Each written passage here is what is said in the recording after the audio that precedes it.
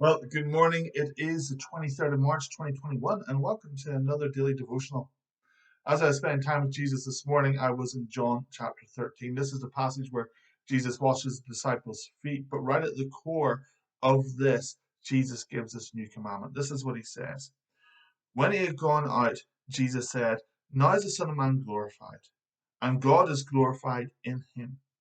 If God is glorified in him, God will also glorify him in himself and glorify him at once. Little children, yet a little while I am with you. You will seek me, and just as I have said to the Jews, so now I also say to you, where I am going, you cannot come. A new commandment I give to you, that you love one another as I have loved you. You also are to love one another.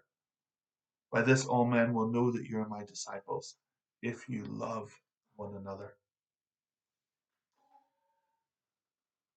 Jesus is heading to the cross and he speaks to the disciples and he says, "Listen, guys, I've washed your feet, I've showed you what servant leadership is all about, but you gotta love one another. In fact, this is the command. Love one another. We don't have an option in this. This is a commandment from the Lord. We are to love one another. How? Just as he has loved us. That means we serve one another. That means we build one another up. That means we lay down our lives for one another. And Jesus says, by this the whole world will know that you're my disciples if you love one another. It's that love for one another in the church that is a sign to the world outside that we belong to Jesus.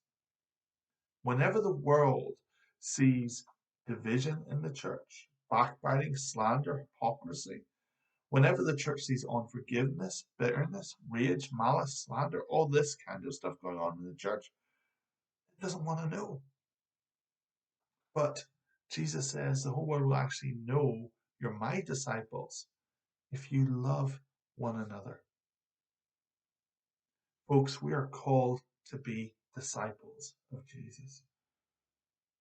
Whenever he went, he gave a commandment to the disciples, go into all the world, make disciples of all nations, commanding them to obey everything I commanded you. And one of his commands is this: love one another. You see, we're not making disciples of a ministry, we're not making disciples of individuals, we're making disciples of Jesus. And the mark that we're Jesus' disciples is that if we love one another.